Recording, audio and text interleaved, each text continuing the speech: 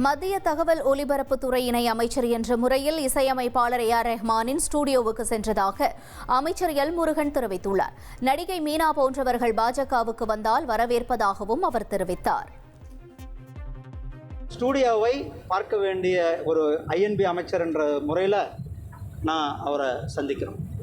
அதே போல் ஐஎன்பி அமைச்சர் என்ற முறையில் சினிமா துறையில் பல்வேறு சகோதர சகோதரிகளை நாம் சந்திக்கிறோம். அவர்கள் பல பேர் கட்சியில் இணைந்து பணியாற்றி கொண்டிருக்கார். சரத்குமார் அண்ணன் தன்னுடைய கட்சியே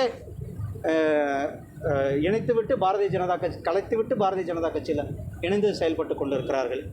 சகோதரி குஷ்பு அவர்கள் நான் தலைவராக இருக்கும்பொழுது தான் அவங்க வீட்டுக்கு போய் பேசி நான் கட்சியில் இணைந்திருக்கிறேன். சகோதரி மீனா அவர்களை சொல்லுறீங்க, அவர்கள் கட்சிக்கு வந்தால் வரவேற்கத்தக்கது. மத்திய உள்துறை அமைச்சரும் கூட்டுறவுத்துறை அமைச்சருமான அமித்ஷா தலைமையில் டெல்லியில் உள்ள பாரத் மண்டபத்தில் கூட்டுறவுத்துறை தொடர்பான ஆலோசனைக் கூட்டம் நடைபெற்றது. இதில் பல்வேறு மாநிலங்கள் மற்றும் யூனியன் பிரதேசங்களில் கூட்டுறவுத்துறை அமைச்சர்கள் பங்கேற்ற நிலையில் தமிழகத்தில் இருந்து தமிழக கூட்டுறவுத்துறை அமைச்சர் பெரிய கருப்பன் பங்கேற்றார். அப்போது அவர் தமிழகத்திற்கு நபார்டு வங்கிகளின் சார்பில் வழங்கப்படும் பயிர்க்கடனை மீண்டும் 4290 கோடியாக உயர்த்தி வழங்க வேண்டும் என்று வலியுறுத்தினார். ட்ரெண்டை ஃப்ரெண்ட் ஆக்கிக்கோங்க. 2.5 கோடிக்கும் அதிகமான தந்தி டிவியின் சப்ஸ்கிரைபர்ஸ் அண்ட் ஃபாலோவர்ஸ் குடும்பத்தில் நீங்களும் இணையுங்க.